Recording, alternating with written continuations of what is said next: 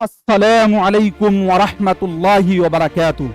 दोस्तों, मैं निशात अहमद आप तमाम साथियों का बहुत बहुत इस्तकबाल करता हूं, खैर मकदम करता हूं, वेलकम करता हूं आपके अपने ही यूट्यूब चैनल जीएस ऑनलाइन पर।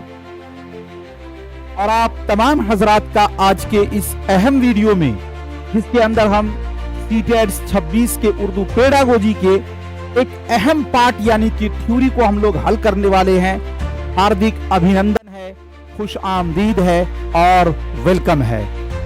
चलिए, और आज हम लोग सबसे पहले कुछ थ्योरी पढ़ेंगे उर्दू पेडागोजी का, और उसके बाद फिर दोस्तों हम लोग जो है एक प्रैक्टिस सेट छोटा सा हम लोग लगाएंगे।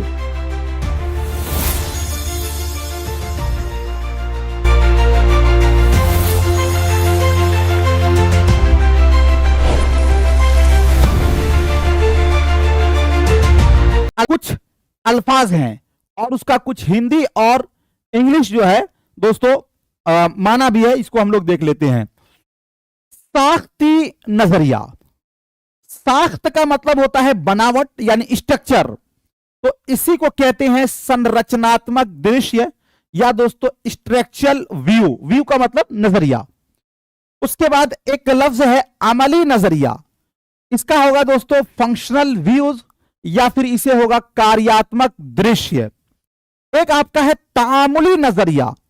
तामुली नजरिया का होगा वार्तालाप दृश्य या इसे ही कहेंगे इंटरेक्टिव व्यू। पहली जबान की तहसील के मराहिल, ये आपके हिंदी में भी ये पढ़ना है, हिंदी का भी दोस्तों ये है, तो इसका होगा प्रथम भाषा अधिग्रहण का चरण, इसे ही कहेंगे stage of first language acquisition. Acquisition का मतलब अर्जन करना यानी कि तहसील करना। ये ज्यादा नहीं है, चार ही आपके अल्फाज हैं, इसको आप उर्दू हिंदी याद कर लीजिएगा। चलिए देखते हैं। फन्ने तालीम, जिसको हम लोग शिक्षण शास्त्र कहते हैं या पेडागोजी कहते हैं। फन्ने तालीम जिसे अंग्रेजी जबान में पैडोज यानी कि बच्चा और एगोगोज जिसके माना रहनुमा के होते हैं, यानी ये दो तालीम से बना है, जिसको हम लोग पेडागोगी कहते हैं ना, तो एक होता है पैडोज और दूसरा है दोस्तों एगोगोज। ये दोनों लफ्ज, पैडोज का मतलब हुआ बच्चा और एगोगोज का मतलब हो गया रहनुमा, यानी बच्चे की रहनुमाई करने वाला। हमने फर्स्ट दिन आपको बताया था कि पेडागोजी कहते हैं कि एक बच्चा कैसे सीखता है और एक बच्चे को कैसे सिखाया जाए। जिस चीज में इस चीज पर बहस की जाए उसे ही पेडागोजी, शिक्षण शास्त्र या दोस्तों हम अलग अलग नामों से जानते हैं। अगर उर्दू में सिखाएंगे तो उर्दू पेडागोजी, अंग्रेजी में तो अंग्रेजी पेडागोजी, हिंदी में तो हिंदी पेडागोजी, है ना। ये आप इस तरह जानेंगे, दोनों से मिलकर बना है। फन्ने तालीम का लफ्जी माना है बच्चे की रहनुमाई के हैं। इस अमल तदरीस और आमोजिश के तरीके और नजरियात का तैयार किया जाता है। जबान की पेडागोजी में दर्ज झैल नजरियात को खुसूसी अहमियत हासिल है, यानी कोई भी जबान हो, उस जबान के पेडागोजी में मुंदरजा झैल जो ये है वो दोस्तों क्या कहते हैं, खुसूसी नजरियात हामिल है। कौन कौन सा? तो एक आपका होगा तामुली नजरिया, दूसरा आपका है अमली नजरिया और तीसरा आपका है साख्ती नजरिया। सबसे पहले इसमें हम देखेंगे साख्ती नजरिया का मतलब क्या होता है। साख्ती का मतलब हुआ दोस्तों स्ट्रक्चर यानी संरचना। कोई चीज किस तरह बना है, इस चीज पर जिसमें फोकस की जाती है उसी को कहते हैं साख्त, बनावट, स्ट्रक्चर। जी, साख्ती नजरिया। इस नजरिया में जबान की साख्त को समझने पर जोर दिया जाता है। साख्त में अल्फाज की तश्कील तरतीब, जुमलों की तश्कील तरतीब और कवायद का इल्म शामिल है। मतलब यह है कि कोई भी लफ्ज जो बना है वो कैसे बना है, किन किन हरफों से बना है मिलकर, वो चीज जिस पर बहस की जाए उसी को कहते हैं साख्ती नजरिया। जी, जैसे मान लीजिए कि दोस्तों आपको कोई कहे कि भाई ये बताइए साख इस तरह लिखाएगा या साख इस तरह लिखाएगा या साख इस तरह लिखाएगा, तो आप थोड़ा सा कहेंगे ना कि शीन, बड़ी शीन, अलिफ और खे या छोटी सीन, यानी इस चीज पर जिसमें डिस्कशन किया जाएगा वही आपका हो जाएगा साख्ती नजरिया यानी कि संरचना यानी कि बनावट। भाई कमेंट के चक्कर में ना पड़िए रे मेरे भाई, बहुत ज्यादा कमेंट कर रहे हो। परेशान है।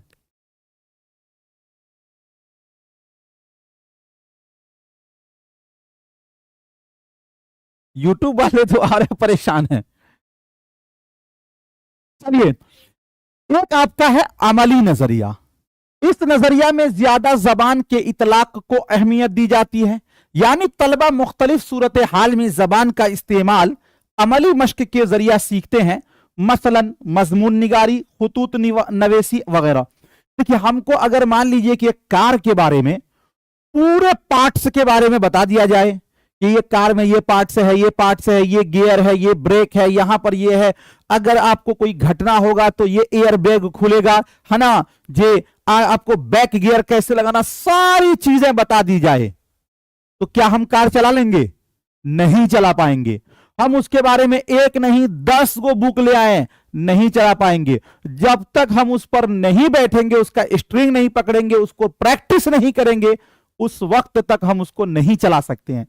तो पहला जो बताए कि साख्ती नजरिया की एक चीज कैसे बना है, और अमली नजरिया यह है कि उस पर अमल किया जाए, मतलब कि उसको प्रैक्टिस में लाया जाए, उसको अमलन किया जाए, यानी कि उसको अपने अंदर उतारा जाए।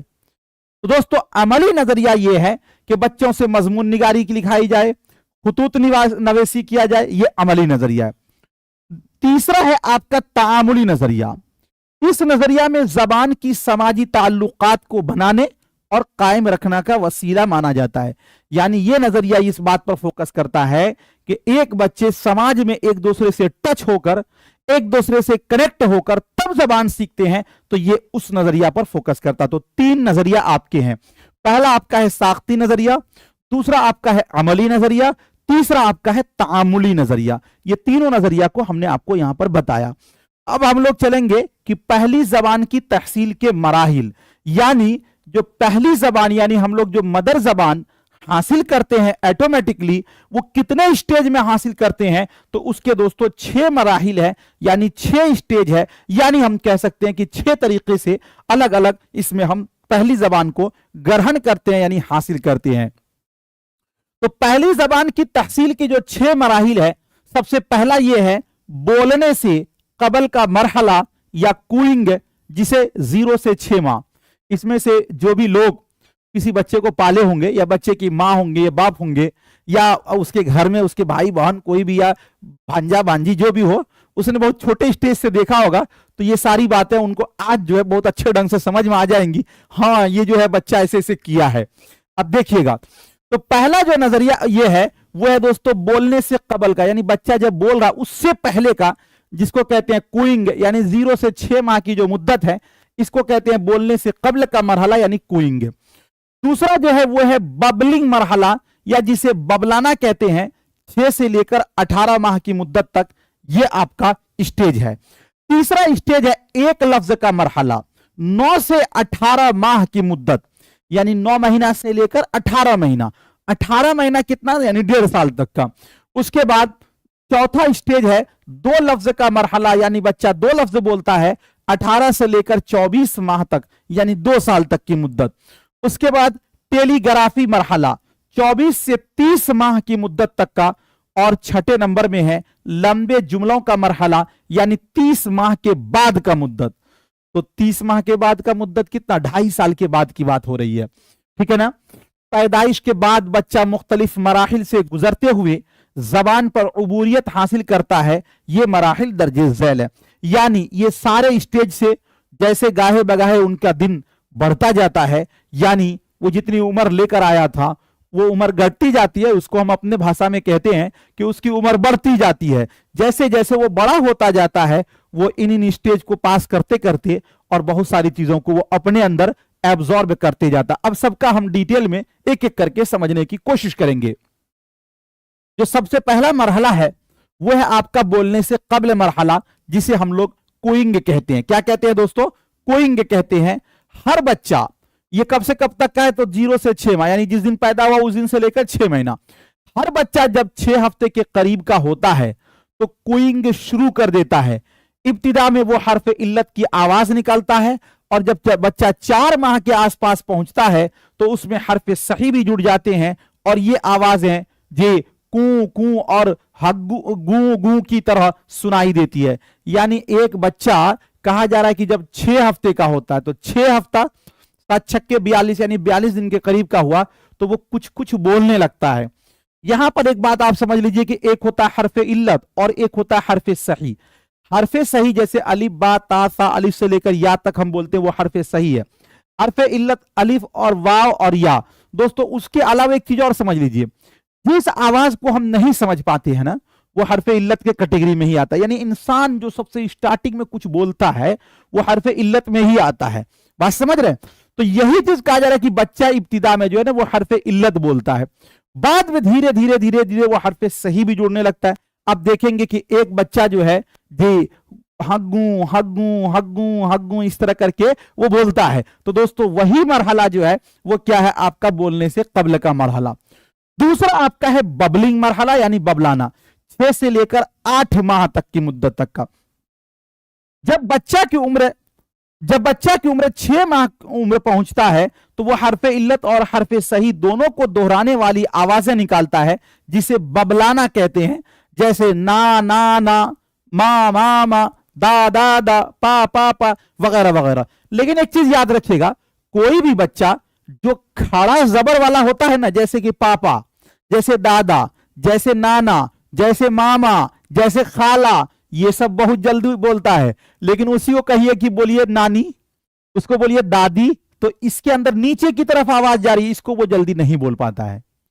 ये वो उम्र के एक पड़ाव पे पहुंचता है जब उसकी आवाज में बहुत ज्यादा सलासत आ जाती है, तब वो बच्चा बोल पाता है। तो यही चीज कहा जा रहा है कि ये जो मरहला है जिसमें वो नाना पापा बाबा ये सब बोलता है वो आपका क्या कहलाएगा, बबलिंग मरहला ना, यानी बबलाना कहलाएगा। उसके बाद दोस्तों जो तीसरा स्टेज है वो है एक लफ्ज का मरहला, 9 से 18 महीना का मुद्दत। लगभग 9 माह की उम्र में बच्चा पहला लफ्ज बोलता है। तकरीबन 1 साल की उम्र वो ऐसे बहुत से अल्फाज बोलने लगता है। इस मरहला में बच्चा एक अकेला लफ्ज ही बोलकर पूरे जुमले की नुमाइंदगी करता है। यानी बच्चा को आप देखेंगे वो कहेगा कि मुझे खाना दे दो, ये पूरा जुमला हुआ, ये लफ्ज नहीं बोलेगा, वो सिर्फ खाना बोलेगा। मुझे पानी दे दीजिए, ये नहीं बोलेगा, वो सिर्फ बोलेगा मम, यानी बोलेगा एक लफ्ज, अब मुराद लेगा पूरा जुमला। यानी जैसे बोलेगा भूख, एक ही लफ्ज बोलेगा।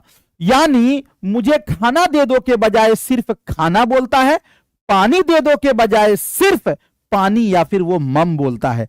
यानी वो पूरे जुमले से मुराद लेकर नहीं बोलकर एक लफ्ज मुराद बोलता है। तो वही मरहला आपका एक लफ्ज का मरहला कहलाता है।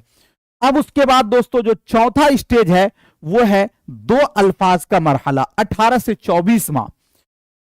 चलिए 2 अल्फाज का मरहला 18 से 24 माह, इस मरहला में बच्चा छोटे छोटे जुमलों को 2 लफ्जों से मिलकर बनाता है, बनता है, बोलते हैं। पहले जहां एक लफ्ज खाना बोलता था और अब उसके साथ फेल भी जुड़ जाता है, यानी बच्चा अब कहता है खाना दो। लेकिन याद रखिएगा वो इसमें हरफ इल्लत नहीं बोलता है, को, की, रा, री, ना, नी ये सब नहीं बोलता है, वो सिर्फ इसमें बोलता है। उम्र के इस मरहला में बच्चा के पास तकरीबन 50 अल्फाजों का मजमुआ होता है। यानी ये जो 2 अल्फाज का मरहला है इसमें एक बच्चे के पास करीबन 50 अल्फाज का जखीरा हो जाता है। उसके बाद जो 5वां दोस्तों है वो है टेलीग्राफी मरहला, 24 से लेकर 30 माह तक। इस मरहला में बच्चा जुमले बोलने से के 2 से ज्यादा लफ्ज इस्तेमाल करता है। जुमलों में आने वाले ने, से, को वगैरह बच्चे इस्तेमाल नहीं करते। जैसे अब्बू मुझे प्यास लगी, पानी दो को बच्चा कहता है अब्बू पानी। इस मरहला में बच्चा बड़ों की तकलीद करता है और बड़े जुमलों को छोटा करके बोलता है। यानी ये वो मरहला है जिसके अंदर बच्चा बोलता तो है लेकिन वो हरफ इल्लत या को या से ये सब नहीं बोल पाता है। एक बहुत बड़े जुमले को वो छोटे जुमले में बोलता है, तो उसी को कहते हैं टेलीग्राफी मरहला, जो कि दोस्तों सेकंड ये लास्ट स्टेज होगा, यानी लास्ट स्टेज से पहले वाला स्टेज। अब इसके बाद जो आपका क्या कहते हैं छठा स्टेज है वो कहलाता है लंबे जुमलों का मरहला, 30 माह के बाद का मरहला।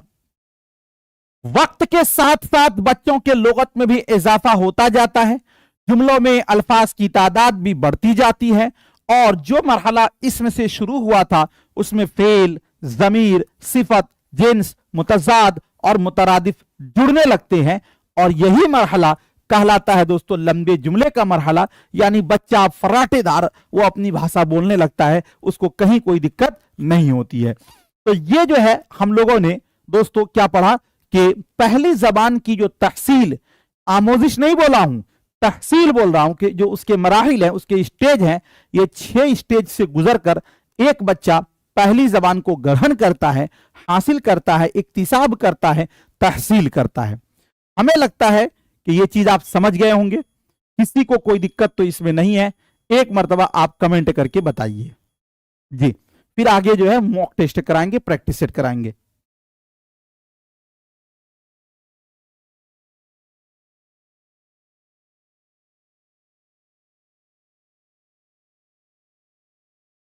जी बताएं।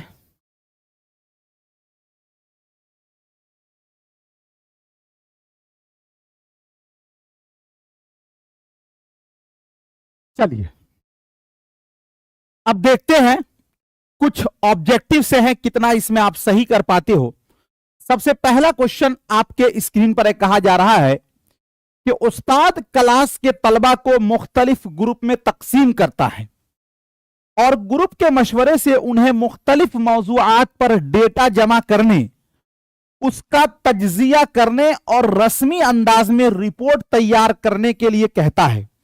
इस सरगर्मी को क्या कहेंगे? पहला यह है प्रोजेक्ट वर्क, दूसरा है मफवूजा काम, तीसरा है ग्रुप में किया जाने वाला काम, और चौथा है होमवर्क। देखिए होमवर्क तो वो होता है कि जो आपको क्लासरूम में मिलता है HW, तो ये तो वो नहीं होगा, लेकिन इसको आप थोड़ा सा समझ लें, आपके लिए बहुत आसान होगा। कहा जा रहा है कि उस्ताद क्लास के तलबा को मुख्तलिफ ग्रुप में तकसीम करता है। मान लीजिए कि उसने ग्रुप बनाया कि A group, B group, C group, D group, इतना सारा ग्रुप में बना दिया, और ग्रुप के मशवरे से इन्हें मुख्तलिफ मौजूआत पर डेटा जमा करने, यानी इन लोगों ने मशवरा किया कि भाई हमें जो है ना ये पता लगाना है किसी भी चीज के बारे में, उसका डेटा जमा करना। तो A ग्रुप डेटा जमा करेगा, B करेगा, C करेगा, D करेगा। उसका तज्जिया करना, तज्जिया करने का मतलब यह होता है कि उसमें काट छांट करना। जैसे किसी बात को आप करने जाते हो तो पहले आप प्लानिंग बनाते हैं, फिर आप सबसे मशवरा लेते हैं, कोई कहता है ये करना चाहिए, कोई कहता है ये नहीं करना चाहिए, फिर एक फाइनल आप इसे पहुंचता है, चलो ये डन कर देते हैं। तो वही कहते हैं तज्जिया करता है। और रस्मी अंदाज में रिपोर्ट तैयार करता है। मैंने आपको पहले दिन बताया था, एक होता है रस्मी अंदाज, एक होता है गैर रस्मी। तो यहां पर रस्मी अंदाज का मतलब यह हुआ कि उसको लिखा पढ़ी करके एक कॉपी में वो पूरा डेटा तैयार करता है। इस सरगर्मी को क्या कहेंगे? तो दोस्तों इसको कहा जाएगा प्रोजेक्ट वर्क। प्रोजेक्ट वर्क का मतलब यह होता है कि पहले ही आपको एक लेखा यानी खाका दे दिया जाएगा, उसी पर आपको वर्क करना है, उससे बाहर नहीं करना है। चूंकि इसमें ऐसा ही हो रहा है तो इसलिए क्या होगा, ये आपका प्रोजेक्ट वर्क होगा।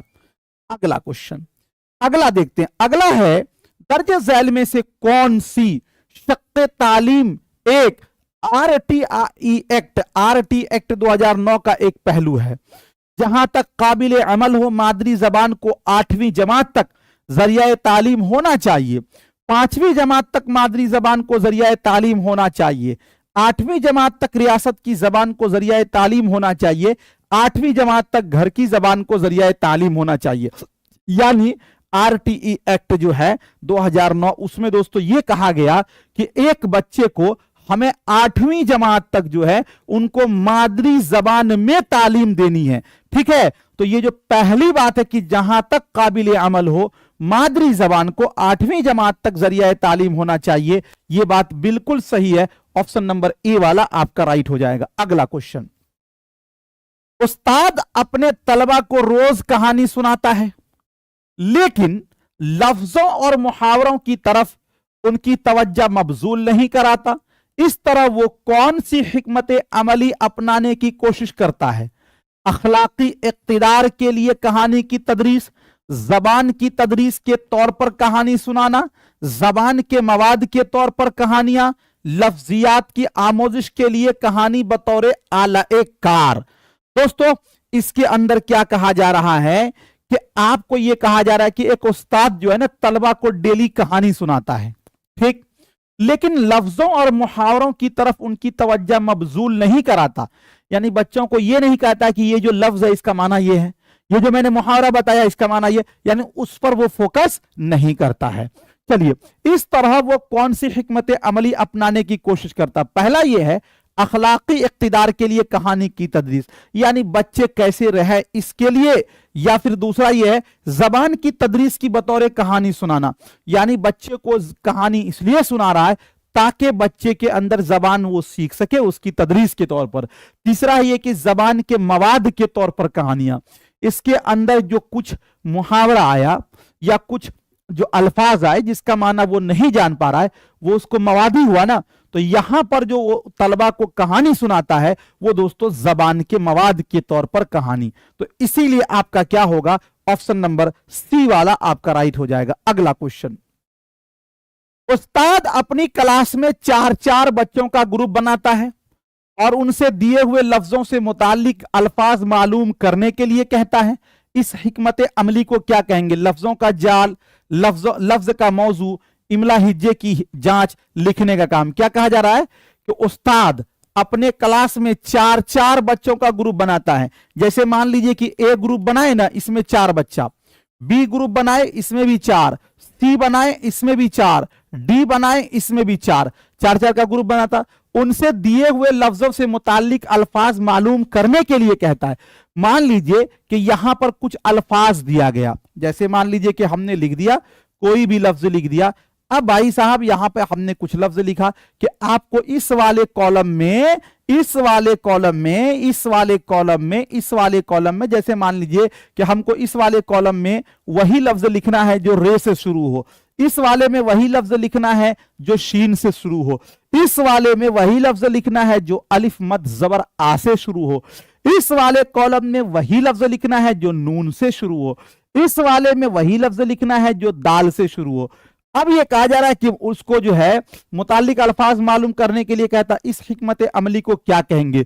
तो दोस्तों जैसे मान लीजिए रा से लिखेंगे तो रात हो जाएगा, रा से क्या हो जाएगा तो रब हो जाएगा, शीन से तो शाम हो जाएगा, शीन से तो शर्म हो जाएगा, आ से आराम हो जाएगा, आ से आदम हो जाएगा, नून से नाम हो जाएगा, नून से नाक हो जाएगा, और ये क्या है दाल, दाल से दान हो जाएगा, है ना, दाल से दिन हो जाएगा। ये जो हमने किया इसी को कहेंगे लफ्जों का जाल। क्या कहेंगे? लफ्जों का जाल। आपने पढ़ा होगा ना, फिल इन द ब्लैंक्स, या खाली जगहों को पुर करना, या कुछ लफ्ज अपने तरफ से दिया जाता है तो ये लफ्जों का जाल होगा। ठीक है, ऑप्शन नंबर ए वाला राइट हो जाएगा। अब कुछ लोगों को यह समझ में आ रहा होगा कि इमला हिज्जे की जांच। देखिए, इमला का मतलब होता है डिक्टेशन, और डिक्टेशन का मतलब होता है कि किसी भी बात को जब आप सुनकर मुंह जबानी लिखते हैं तो वही आपका डिक्टेशन कहलाता है, वही आपका इमला कहलाता है। समझे मेरी बात भाई? चलिए अगला क्वेश्चन है 5वें नंबर में। कृति 5वीं जमात की उस्ताद है। कृति एक उस्तानी जी का नाम है। कहा जा रहा है कि कृति जो है वो 5वीं जमात की उस्ताद है। वो अपने तलबा से आंख बंद करके दोबारा जुमलों को सुनने के लिए कहती है, फिर उन्हें अपने नोटबुक में लिखने के लिए कहती है। इस तरह वो 5 जुमले करवाती है। इस अमल को क्या कहेंगे? इमला कहेंगे, सुनने की जांच कहेंगे, जुमले का इमला कहेंगे, हिज्जे की इमला की जांच कहेंगे। मेरे भाई क्या कहा जा रहा है पहले आप ये समझ लें। कहा जा रहा है कि कृति नाम की एक उस्तानी जी है, वो अपने तलबा से आंख बंद करके दोबारा जुमले को सुनने के लिए कहती है। यानी एक बार बच्चे ने ऐसे सुना ना, सबको कहा कि मेरे भाई आंख बंद कर लो फिर तुम सुनो। अगर हम इमला लेंगे तो उसमें तो लिखना ना आएगा, यहां तो सुनने के लिए कह रही है तो इसलिए ये कट जाएगा। अच्छा, फिर उन्हें अपने नोटबुक में लिखने के लिए कहती है। यानी पहले आंख बंद करके सुनने कहा गया, फिर लिखना कहा गया। इस तरह वो 5 जुमले करवाती है। इस अमल को क्या कहेंगे? तो भाई यहां पर एक तो हुआ कि आपने सुना लिख दिया, लेकिन यहां पे वो कह रहा है कि पहले तुम सुनो फिर रुककर फिर लिखो। तो ये दोस्तों क्या होता है? सुनने की जांच होगा। क्या होगा मेरे भाई? सुनने की जांच। तो ये आपका जो है ऑप्शन नंबर बी वाला क्या हो जाएगा? राइट हो जाएगा। तो आज के लिए इतना ही। अब आप लोग बताएं कि आज का ये सेशन आपको कैसा लगा। आज हम लोगों ने दोस्तों पहली जबान यानी कि मादरी जबान ग्रहण करने के जो स्टेज हैं, यानी जो पहली जबान को हासिल करने के जो मराहिल हैं, उसको हम लोगों ने देखा और उससे संबंधित, उससे मुताल्लिक हमने आपको ज्यादा नहीं 5 ऑब्जेक्टिव कराए हैं। कैसा लगा आज का ये सेशन, एक मर्तबा आप लोग बताएं।